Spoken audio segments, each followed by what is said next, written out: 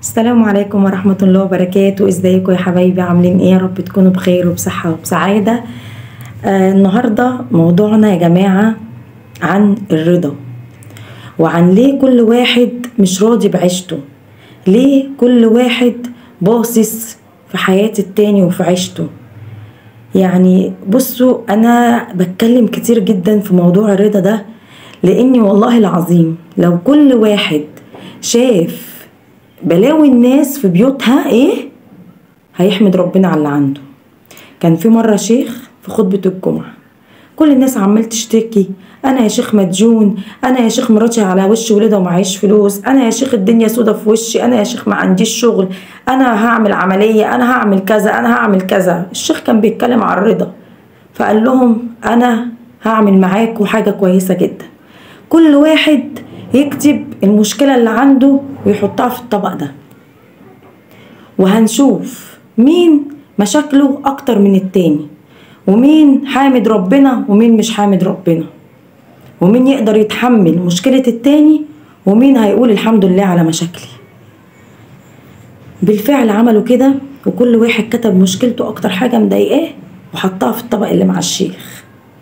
وبعد كده لما الشيخ جه ومسك الطبق وبيقول كل واحد مسك ورقة يرضى بيها، واللي شايف الدنيا مأزمة معاه قوي يبعت مشكلته للي جنبه.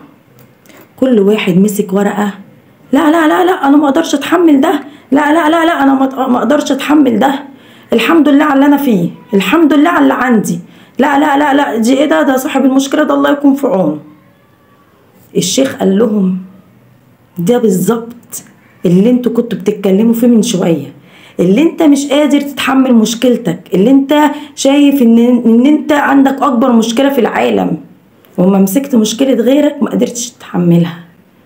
يبقى يا جماعة اللي نستفيده من الكلام دوت ايه؟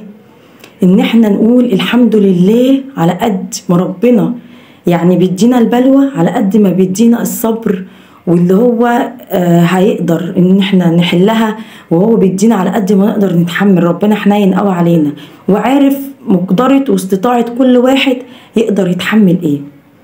فارضى باللي ربنا مديهولك واحمد ربنا عليه، عشان والله العظيم لو علمتم الغيب لاخترتم الواقع. لو علمت ربنا يعني بيشيل عنك ايه وبياخد يعني ربنا يعافينا. اي حد بيحصل له مشكله ممكن ما يرضاش، او ممكن يقول ليش كده واشمعنى انا، لا انت قول الحمد لله، عشان انت مش عارف بدل المشكله ديت كان ممكن يحصل لك ايه. فربنا بيبعد عنك حاجات كتير جدا ويديك مشكله صغيره او انت بتشوفها كبيره قوي بس انت مش عارف دي كده يعني اصغر حاجه، فاحمد ربنا عليها.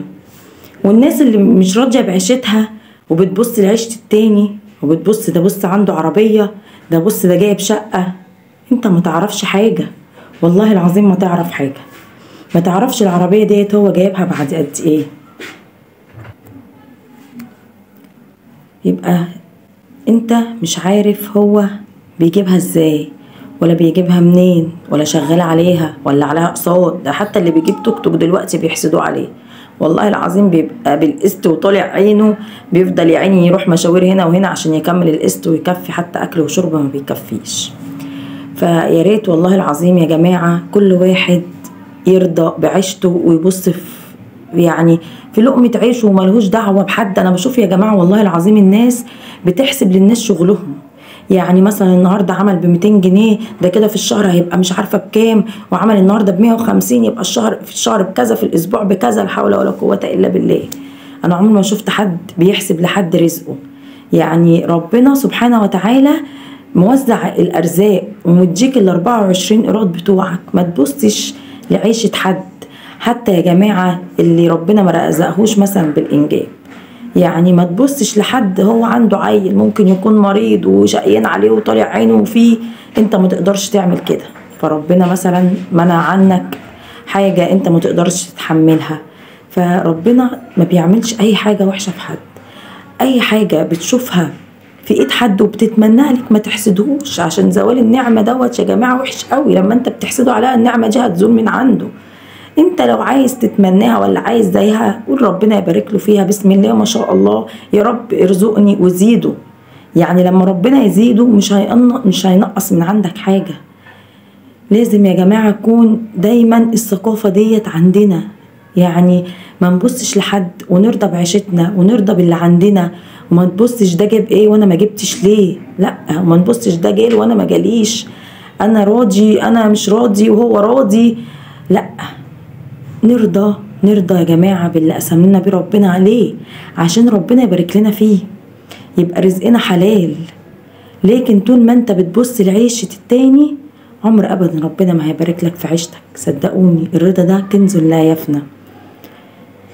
رضيت وحمدت ربنا هيزيدك، عشان من حمده زاده، هيزيدك من حيث لا تحتسب وهيرزقك الخير كله. بس اهم حاجة ان انت ترضى بعيشتك وبحياتك بكل ما فيها، وما تعرفوش البيبان مخبية ايه. والله العظيم كل باب شقة مقفول على صاحبها وراه بلاوي زرقاء محد يعرفها غيره هو وربنا سبحانه وتعالى.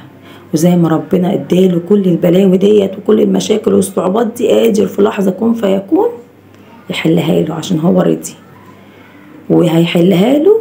وبعد العسر يسر، إن مع العسر يسر، إن مع العسر يسر، 3 مرات إن مع العسر يسر. يعني ربنا خلاص هيفك كربه من هنا، وتشوفوا اليسر اللي عنده وتشوفوا كل حاجة حلوة، عشان هو رضي وأمن بالله وقال الحمد لله يا رب على اللي انت رزقتني بيه، راضي يا رب. فنحمد ربنا ونرضى، وإن شاء الله ربنا يرزقنا جميعا يا رب من حيث لا نحتسب.